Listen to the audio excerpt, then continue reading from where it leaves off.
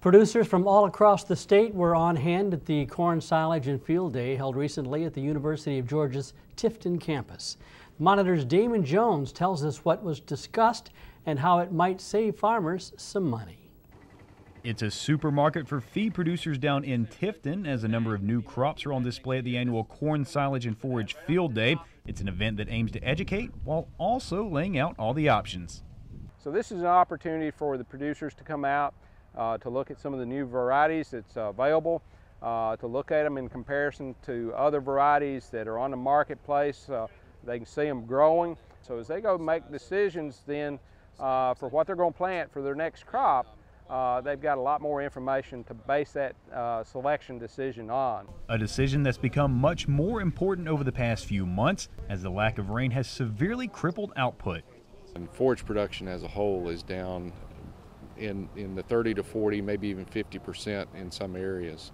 And we're also down in acreage, so we're in terms of pasture and hayfield. So a lot of our producers are really trying to look for alternatives for forage right now. Alternatives like the use of byproducts such as cottonseed and peanut hulls to help supplement some of those losses. So what we're doing essentially is trying to go through some of these byproduct feeds and help these guys develop strategies to maintain their level of performance and production without, at the same time, decreasing their feed costs.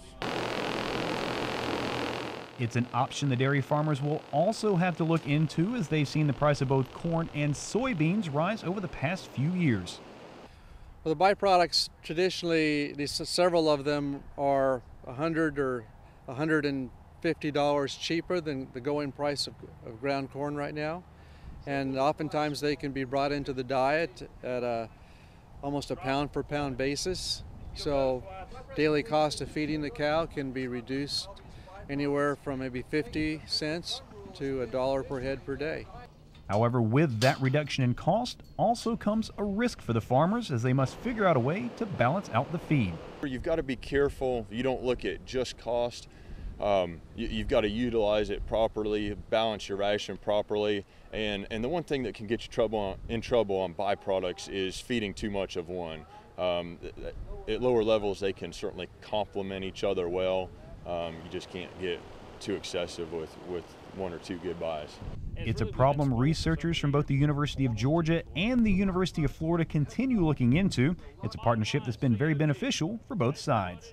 Yeah, we enjoy working with our colleagues in Georgia because our environments, our facilities on farms are very similar. Of course, our restrictions or our opportunities are equally alike. So we share websites, we share field days, and we believe that collaborative work together really enables us to better use our manpower. Reporting from Tifton, I'm Damon Jones for the Georgia Farm Monitor.